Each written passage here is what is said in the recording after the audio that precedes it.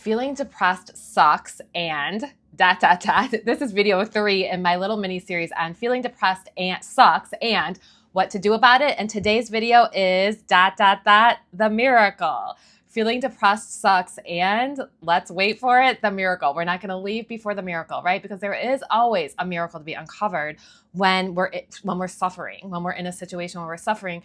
A miracle, according to A Course in Miracles, is a shift in perception from fear to love, right? So we need to we're not going to wait. We're going to wait. We're not going to leave before the miracle. So let's see what miracles that feeling depressed might have to uncover for us. We don't want to make it like we have to feel depressed in order to get a miracle. But I always feel that the most healthiest way to live is actually to live like everything is guiding us towards the miracle, right? So anytime we're suffering or we're feeling depressed, and that's a form of suffering, right? There is a miracle to be uncovered. Everything, and so I do feel like the healthiest way to live is that everything's happening for a reason, and that there is a purpose in this, and that there is something deeper, a deeper lesson to be uncovered here. So let's see what miracle could depression hold? And not to give it away, but how this situation might actually be keeping us closer to God. Okay, so let's talk a little bit about that today. And we're going to mix a little positive psychology in here. So the field of positive psychology is very interesting, and it actually says that all feelings serve a purpose and all feelings are adaptive. Now, this is interesting because if you think about Esther Hicks, what Esther Hicks talks about when she channels Abraham, she talks about how emotions are our emotional guidance system. It's a guidance system, you know, that it helps us know that when we are headed in a direction that we don't want to go. So emotions, like for instance, depression, I talked about this in my last video, that feeling depressed actually is a sign that we need to think in a different way. Right? So I just think that's interesting because it's like two different sources kind of are saying something very similar, that our emotions are guiding us, that they're not to be ignored.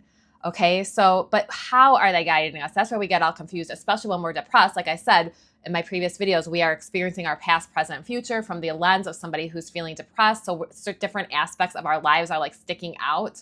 When we're feeling better, we are able to think of different things. I always tell my clients this too, that our mind wants to keep feeling the way that it's feeling. So it's going to look for ways to keep feeling that way. It seems like kind of mean, like why would our minds do this? Well, that's what they do. They look for evidence to keep feeling the same way. Esther Hicks really preaches the same thing. Okay, so positive psychology says that all feelings are adaptive. And I heard this somewhere and I can't find it now online. So like what would the feeling of, and I'm kind of lumping these feelings. I understand depression, grief, trauma, like it's all different, but they're all forms of suffering and they're all kind of like these downward feelings. In these videos, I am talking about depression, but we can kind of put grief, we can kind of put some other things in this category too, like these downward feelings. But I do remember reading somewhere in like a positive psychology article that I can't find now, that the purpose of depression, that its purpose is actually to keep us close to home, And now we're going to talk about what that might mean from a spiritual perspective. But if you think about it, the purpose of, grief, depression, any kind of disease, like sickness in the body, any kind of suffering, in a way, it does keep us close to home. And this is not in like a negative way, like whatever home is, you know, but I can think of myself personally when I've been struggling with something, with maybe depression or feeling like my life isn't working right or whatever, I have gone home in those instances. I go home. What that home is to me, you know, that could be different things for different people, but I'm not even referring to a physical home in these videos. If you think about it, home, keeping us close to home, I think all spiritual traditions talk about home, and like we are not home in this world.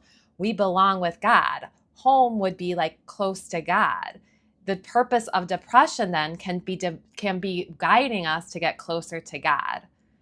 Maybe we need to get closer to God, closer to our center, closer to our source, right? So maybe the purpose of depression is, maybe it's a blessing in disguise, that it's keeping us closer to God. I've also read that positive psychology says that its purpose could be to conserve energy.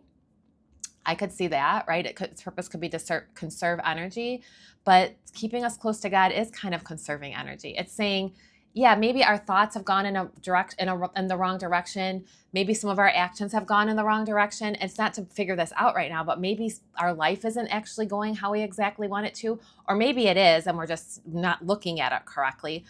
Any of those things, though, can keep us closer to God, keep us closer to stillness, help us, like I said in my first video, like the first step is to simplify your thoughts, think less. So like our ego has taken over our mind and is like telling us all these things that just aren't helpful, So to clarify our mind, to give some space for God to come in, maybe that's its purpose. Isn't that a beautiful thought? Like, it's okay. And I was listening to a video on Eckhart Tolle was talking about home. He was talking about the word home. I can't remember what the video was, but he's like, isn't that a beautiful word? He's like, he talks about how the English language and, well, different languages and like what the words mean. And he says a lot of them have Sanskrit meanings. But if we think about home, think about that. That could have a deeper meaning. Home. We're directed to go closer to home. Home. And he kept saying that in his video. I'm going to keep doing it. Home. I even wrote it out. Home. Isn't that a beautiful word? Like when you really think about it. Okay, so we need to get close to home. Let's go closer to home. I don't mean in a physical way. I mean closer to you, closer to your center, closer to God, closer to who you truly are. The ego, whatever, it doesn't even mean that something in our life specifically is wrong. It could just mean the ego has taken over our mind, telling us that things aren't right or that we're bad or whatever. Get close to, but this is a sign, okay? All this discomfort, all this dis-ease, all this suffering is helping us to get closer to God. So I looked up the meaning of Om, which is home. Obviously, the word home contains Om. It's a sacred sound considered by many ancient philosophical texts to be the sound of the universe, encompassing all other sounds within it. So let's go home. The center of the universe, encompassing all other sounds within it. That is home. So, and then when we act from this place, from being home, knowing that we are home, then we know what to do in our lives, right? Then we know maybe what changes we need to make, maybe what changes it comes first from within, what changes we need to make in our thinking. And then maybe what changes we need from that place, we just make the changes in our actions. I believe the actions just come. Okay, so let's also review. We're going to talk about a Course in Miracles lesson that discusses this too, that I feel like is a perfect example of this. Okay, so hold on just a second. And then we're going to also talk about how to get to the miracle. Okay, so lesson 213 is a really short review lesson, but I love what they did. I love how they shortened it. It's so simple. And I love it. Just for some reason, this clicked for me this time. Okay, so this lesson 213, I am not a body, I am free, for I am still as God created me. Okay, so this is the verse that it repeats for this whole review period. I am not a body, I am free, for I am still as God created me. If the whole purpose of a course is we're trying to remember who we are.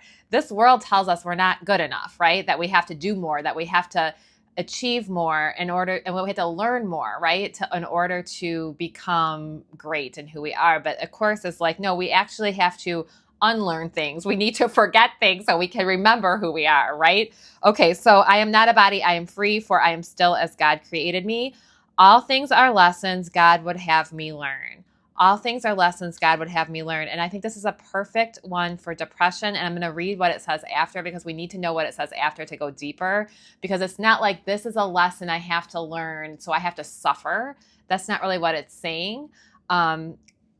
I'll explain what it's saying. And what's so good is, before I go into it, what's so good too is the next one says, I place the future in the hands of God. Real quick. So my next series, little mini series, mental health this month is going to be on anxiety.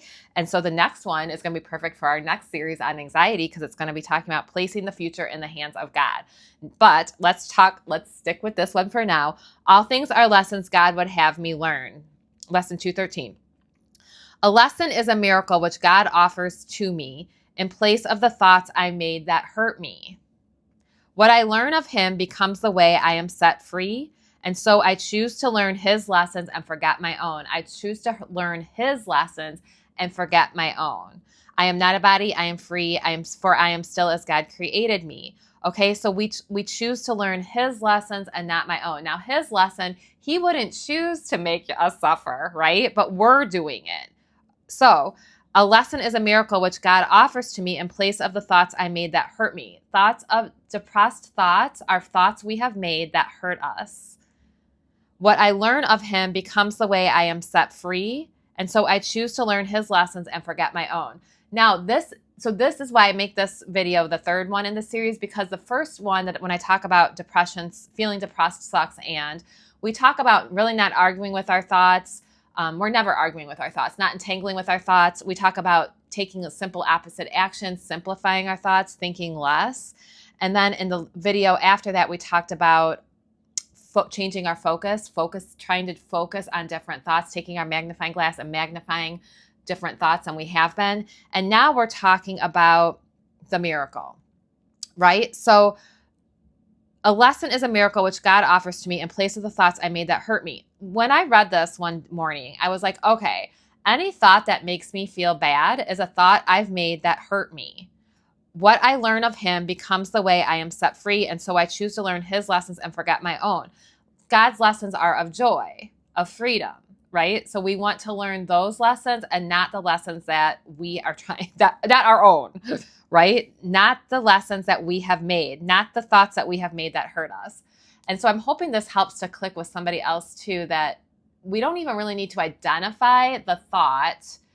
We can identify the thought, and there is some benefit to that sometimes. But just knowing that anything that's making us feel bad is a thought that we have made in place of God's. I've said this before, like, helplessness is not of God. Hopelessness is not of God. None of these feelings or thoughts are of God. And just realizing that can help us shift it sometimes. Again, not from a place of like guilt, not from a place of should, none of that.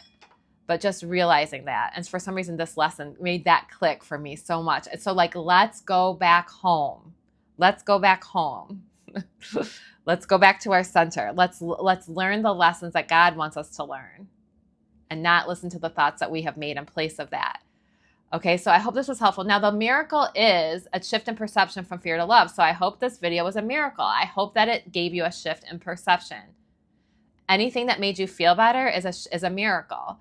Right? So what I suggest is, and this is something that I do, this is something that I suggest to clients, is if you are feeling depressed or any kind of dis-ease, any kind of feeling that you don't want, go to bed. Every night when you go to bed, ask for a different perspective. Ask God for a miracle. Ask God to change your mind. You don't have to do it. You don't have to wait till you go to bed. You can do it during the day too, but I like to do it before I go to bed and be open for it to wake up that morning with a different perspective. So be open then, but the trick is you have to be open for a different perspective. You have to stop learning the lessons that your ego is trying to teach you, which are the lessons of guilt, the lessons of separation, the lessons of depression. Those are the lessons, that is the ego's voice, right? So we want to open our mind to the miracle, which would be letting God enter. Okay, so I hope this was helpful today. My name is Elizabeth Cermak. I'm a psychotherapist and coach here to talk about bringing the vertical into this world. This video was all about the miracle. Depression sucks and ... Wait for it. The miracle. We're not going to leave before the miracle. Don't leave before the miracle. So that's what this video was about today. I hope this was helpful. Go ahead and subscribe if you want more videos like this. Peace and love, and I will talk to you soon.